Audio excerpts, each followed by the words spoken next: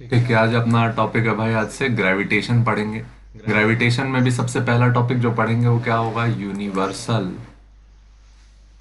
Law of gravitation. क्या पढ़ेंगे? Universal law of gravitation. ठीक।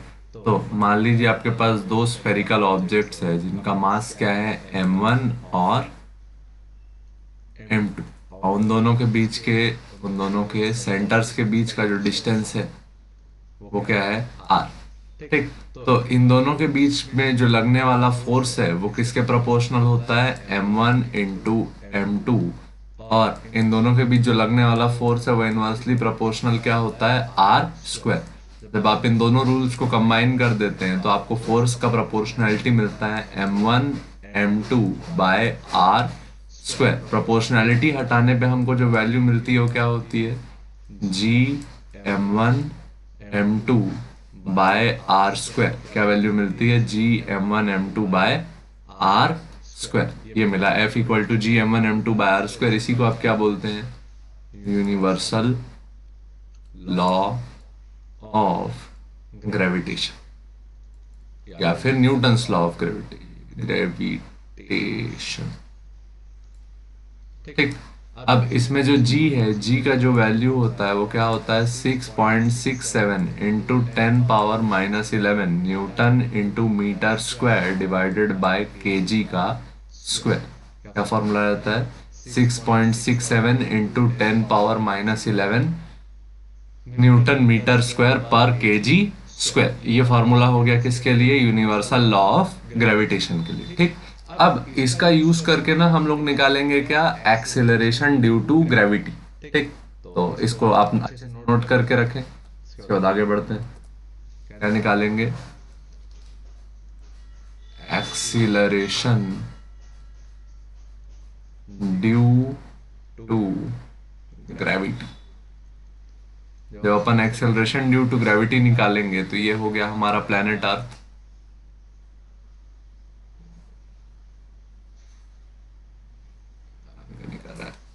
ठीक। ये हो गया अपना प्लेनेट अर्थ। इसका जो मास है वो क्या ले लेते हैं? m e, मास ऑफ अर्थ। ठीक। और इसका जो रेडियस है, रेडियस ले लेते हैं हम लोग r e। क्या हो गया? रेडियस ऑफ अर्थ। यहाँ पे अपन मान लेते हैं कि कोई ऑब्जेक्ट रखा है जिसका मास क्या है? Small m। ठीक। तो अर्थ के रेडियस के कंपैरिजन में ऑब्जेक्ट का रेडियस बहुत कम होगा, तो इन दोनों के बीच का जो डिस्टेंस है वो किसके बराबर ले लेंगे? रेडियस ऑफ अर्थ के। ठीक। अब इन दोनों के बीच में अगर ग्रेविटेशनल फोर्स देखोगे तो क्या लिखोगे? g m1 m2 by r square. अच्छा, इसमें m1 कौन है? Mass of earth. Mass of earth कौन है? Mass of earth m e। m2 कौन है? Mass of object. इसमें डालेंगे g, mass of earth, mass of object upon radius of earth का क्या? स्क्वायर। तो क्या आया? g m by r e का स्क्वायर। ये आ गया force of gravity between the objects. ठीक। सेकंड जो लिखेंगे वो लिखेंगे फोर्स ऑन ऑब्जेक्ट के लिए फॉर्मूला। फोर्स ऑन ऑब्जेक्ट के लिए फॉर्मूला क्या लिखेंगे? F equal to m into a. ठीक। ये हो गया इक्वेशन नंबर 1, ये हो गया इक्वेशन नंबर 2। ठीक। ये दोनों को अपन अगर इक्वेट कर दें तो क्या मिलेगा हमको? g m e small m by r e का square is equal to small m into क्या? ए। स्मॉल m से स्मॉल m क्या हो गया? कैंसल। a का वैल्यू क्या मिला? g, mass of earth upon radius of earth का स्क्वायर। इसी एक्सेलरेशन को देखो, ये एक्सेलरेशन जो है वो किस पे वर्किंग है? इस स्मॉल ऑब्जेक्ट पे। ये स्मॉल ऑब्जेक्ट कहाँ रखा हुआ है? अर्थ के सरफेस पे। तो अर्थ के सरफेस पे जो ऑब्जेक्ट को एक्सेलरेशन देखने मिल रहा है वही क्या है? Acceleration due to gravity. इसको हम लोग किससे डिनोट करते हैं? स्मॉल g से। मैं अगर सारे वेरिएबल्स का वैल्यू पुट करा दें, कैपिटल G का वैल्यू होता है 6.67 इंटू 10⁻⁻11। मास ऑफ अर्थ होता है 6 इंटू 10⁻24 kg। और रेडियस ऑफ अर्थ होता है क्या? 6.4 इंटू 10⁻6 मीटर। इसका क्या? स्क्वायर। तो ये सब नंबर सॉल्व होके जो वैल्यू आती है वो स्मॉल g की वैल्यू होती है 9.8 मीटर पर सेकंड स्क्वायर ऑन अर्थ। अच्छा, अगर आप प्लेनेट बदल दोगे तो यहाँ पे एक्सेलरेशन भी क्या हो जाएगा? चेंज, ठीक, क्योंकि हर प्लेनेट के लिए उसका मास और रेडियस क्या होगा, अलग अलग। अर्थ के लिए विशेषकर ये रेडियस और ये मास डालने पे वैल्यू क्या प्रकट होती है, 9.8 मीटर पर सेकंड स्क्वायर, ठीक। लेकिन अगर अर्थ ना होता, कोई और प्लेनेट होता, तो ये फॉर्मूला चेंज नहीं होता, ये फॉर्मूला ऐसा ही बना रहता। Acceleration due to gravity, acceleration due to gravity on any planet, किसी भी प्लेनेट पे एक्सेलरेशन ड्यू टू ग्रेविटी क्या होता है, AP equal to g MP, g mass of planet upon radius of planet का क्या, स्क्वायर।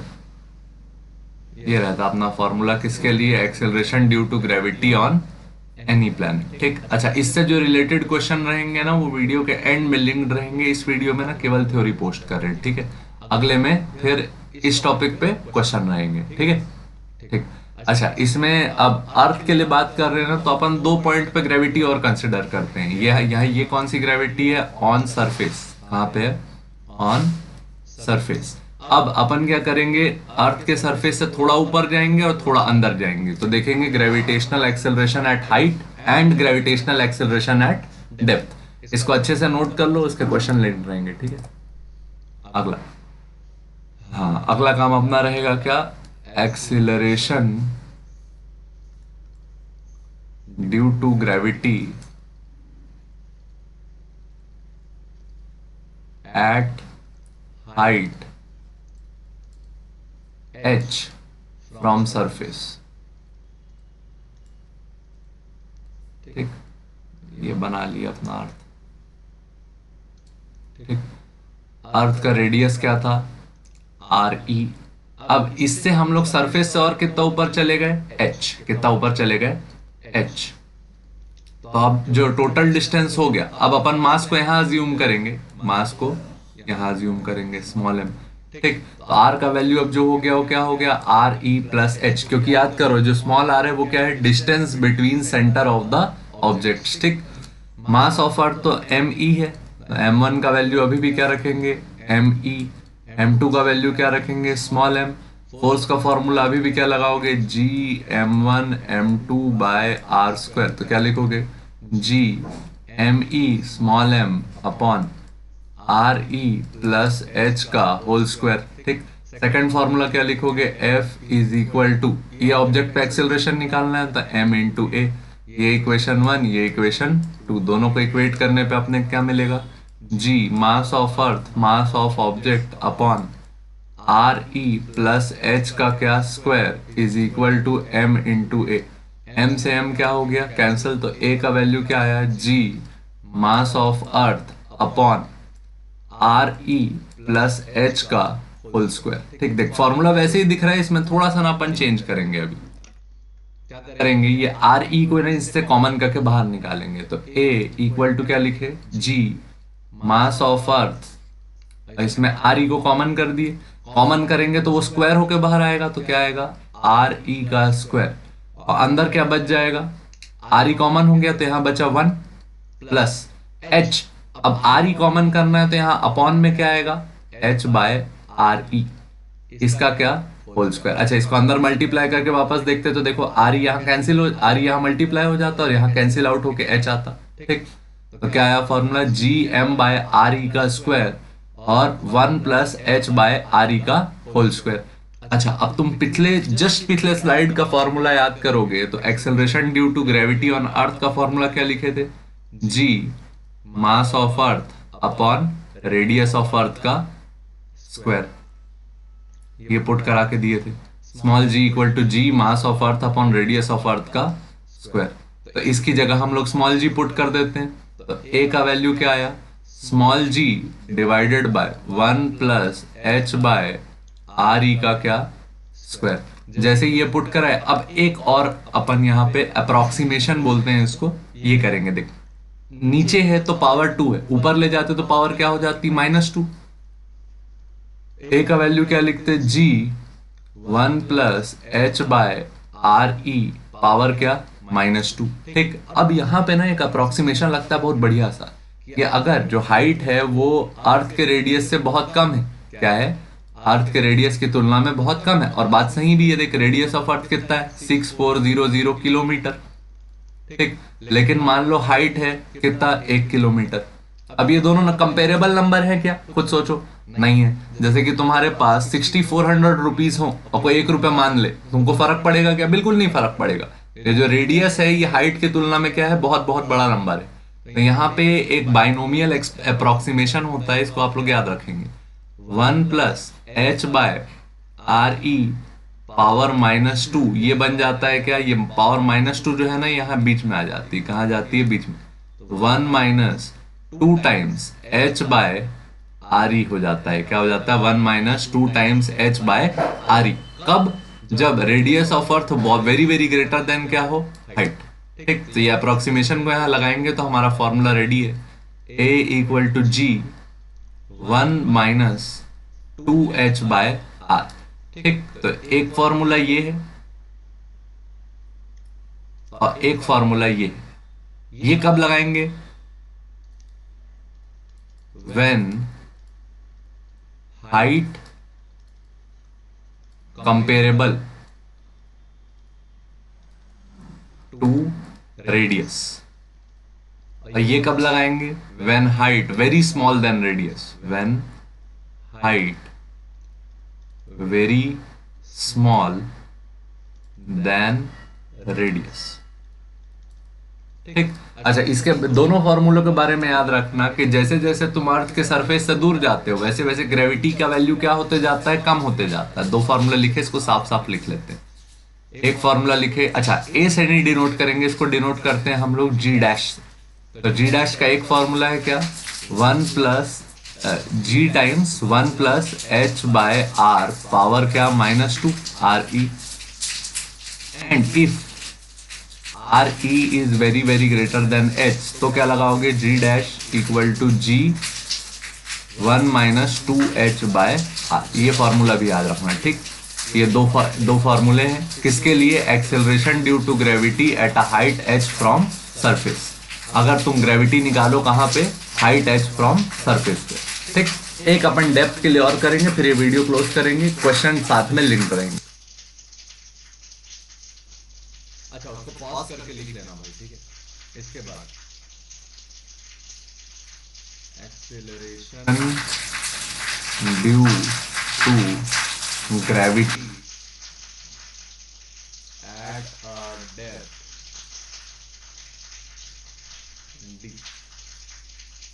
इनसाइड सरफेस, ठीक। फिर अपना प्लेनेट बनाएंगे, ये बना अपना प्लेनेट। इस बार ये हो गया RE, हम लोग इसके कहाँ जाएंगे, अंदर, कितने डेप्थ पे, D, ठीक। अब अंदर जाएंगे ना तो मजे की बात ये है कि जो ग्रेविटी मिलेगी हमको वो सिर्फ किसके कारण मिलेगी, है जो अंदर का स्फीयर बचेगा। बाहर के स्फीयर के कारण ग्रेविटी हमको नहीं मिलने वाली। वहां अपने को जो ग्रेविटी मिलेगी वो किसके कारण मिलेगी, अंदर के स्फीयर की। अच्छा, तो अंदर के स्फीयर का रेडियस कितना हो जाएगा, देखो बनाते हैं। अंदर छोटा स्फीयर बनेगा, अंदर जो छोटा स्फीयर बना इसका रेडियस क्या हो गया, देख टोटल रेडियस r ही था, ये डिस्टेंस d था, तो ये जो बचा ये क्या बचा, स्मॉल r = re -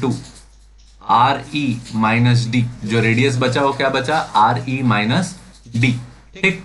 और ये भी ध्यान रखेंगे, gravitational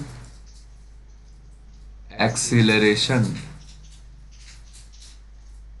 is only due to the mass inside, इसके बाहर जो मास दिख रहा है ना छोटे गोले की, देखो बाहर भी मास है, ये अपने काम का नहीं है, तो अपने को इसका मास भी निकालना पड़ेगा। क्या निकालना पड़ेगा, मास ऑफ स्मॉलर स्फीयर। ये अपना पहला काम रहेगा, ठीक। तो यहां से सबसे पहले हम लोग निकालेंगे डेंसिटी ऑफ द प्लैनेट, अच्छा, यहां एक अजम्पशन रहेगा, अज्यूमिंग यूनिफॉर्म डेंसिटी। क्या, अज्यूमिंग यूनिफॉर्म डेंसिटी, ये मानेंगे कि हर जगह डेंसिटी कैसी है, एक जैसी। तो अपन डेंसिटी का जो फॉर्मूला लिखते हैं वो क्या लिखते हैं, मास डिवाइडेड बाय वॉल्यूम। क्या लिखते हैं, मास डिवाइडेड बाय वॉल्यूम। मास क्या लिखोगे, मास ऑफ अर्थ।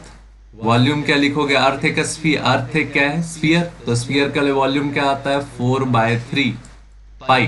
टोटल रेडियस क्या था, आर ई का क्यूब। ठीक, तो डेंसिटी ऑफ द प्लेनेट क्या आया, mass upon 4/3 pi are e का क्यूब। ठीक, अब डेंसिटी आ गया तो अब अपन छोटा मास निकालेंगे, मास ऑफ स्मॉलर स्फीयर।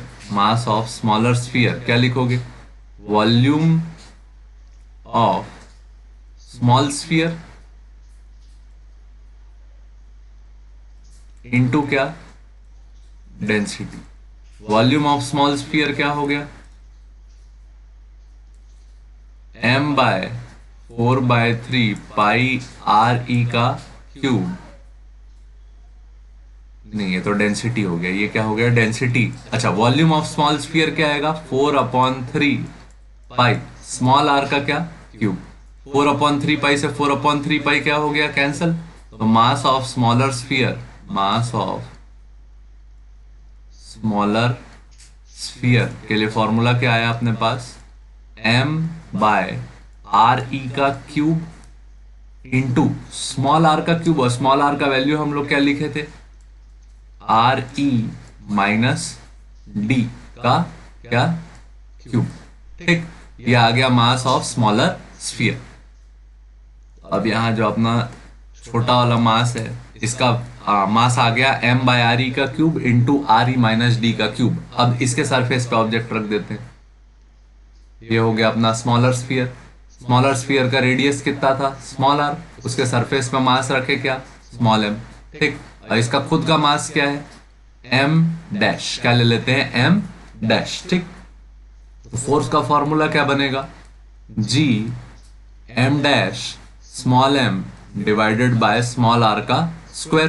ठीक, तो इसको पुट कराते हैं वैल्यू को, जैसे ही पुट कराओगे तो क्या मिलेगा, जी, देख स्मॉलर स्फीयर का मास ये हो गया एम डैश, ये मिल गया अपने को, क्या है फॉर्मूला, m/r e का cube into r e minus d का cube into small m upon small r का वैल्यू क्या था, r e minus d. Small r का वैल्यू क्या लिखे थे, आर ई माइनस डी का क्या लिखेंगे यहाँ पे, स्क्वायर। ठीक, स्मॉल आर का स्क्वायर है। अब देखिए यहाँ स्क्वायर और यहाँ क्यूब है, तो दो पावर कैंसिल हो जाएगी। ठीक, तो फोर्स का फॉर्मूला क्या मिला अपने को, g capital M small m r e minus d upon r e का क्यूब। क्या मिला, g capital M small m r e minus d upon r e का क्यूब। और ये जो स्मॉल ऑब्जेक्ट है इसके ऊपर फोर्स कितना आता है, F equal to small m into a. ये हो गया इक्वेशन 1 और ये हो गया इक्वेशन 2। दोनों को इक्वेट कर देते हैं, g capital M small m r e minus d upon r e का क्यूब इज इक्वल टू क्या लिखे, small m into a. Small m क्या हो गया, कैंसल। ठीक, तो यहां बचा क्या हमारे पास, जी कैपिटल एम, यहां से पहले साफ सुथरा लिख लेते हैं, are e minus d upon r e का क्यूब इज इक्वल टू क्या लिखे, ए। अब आर ई को यहां से अपन कॉमन कर देते हैं, क्या कर देते हैं, कॉमन। जैसे ही कॉमन किए तो क्या मिला, g capital M into r e, bracket में क्या बचा, 1 minus d by r e. यहाँ नीचे क्या है, आर ई का क्यूब इज इक्वल टू क्या आया, ए। आर ई से ये क्यूब कैंसिल हो गया तो क्या आया, g capital M by r e का क्या, square, 1 minus d by r e. ये आया किसका वैल्यू, एक्सेलरेशन का। अच्छा, थोड़ी देर पहले अभी पढ़े थे, एक्सेलरेशन ड्यू टू ग्रेविटी का फॉर्मूला क्या होता है, g mass of earth upon radius of earth का स्क्वायर। मतलब ये जो वैल्यू लिखी हुई है यहाँ पे, ये जो वैल्यू लिखी हुई है ये क्या है, स्मॉल जी। ये क्या हो गया, small ji into 1 - d/रेडियस of earth. ये आया acceleration due to gravity eight depth d। क्या फॉर्मूला याद किए, जी 1 - d/r। ये क्या है, acceleration due to gravity eight depth d from surface. ठीक, इसको भी आराम आराम से देखना, 2 बार देखना तब समझ में आएगा, एक बार लिख लेना तो तैयारी हो जाएगा। ठीक है, ठीक। अब इसके बाद ना एक बार सारे फॉर्मूले एक साथ लिख दे रहा हूं, उसको एक साथ लिख के याद करके रखना है। ठीक है, इसको पॉज करके बढ़िया से पीछे बैक कर करके 1-2 बार में लिख लेना। ठीक, अपन चलते हैं अब last formula sheet. Formula sheet क्या क्या क्या पढ़े हमने, सबसे पहले universal gravitational law, G m1 m2/r²। दूसरा acceleration due to gravity, G mass of earth upon radius of earth का स्क्वायर। दूसरा तीसरा gravitational acceleration at height h। इसके लिए कितने फॉर्मूले पढ़े, G1+h/r power -2 when h comparable to r।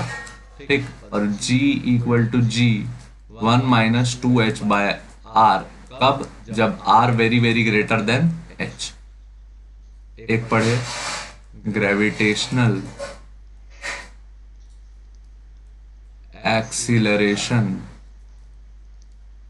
Eight depth d। g' का वैल्यू क्या लिखे, G1 - d/r। ये इसके लिए सिंगल फॉर्मूला है, at any depth, at any. ठीक, तो ये अपना वीडियो था भाई, इसको आप रिवाइज करें, नोट्स बना के रखें, और इससे जो क्वेश्चन रहेंगे वो लिंक रहेंगे इसमें एंड में। ठीक है, ठीक, थैंक यू।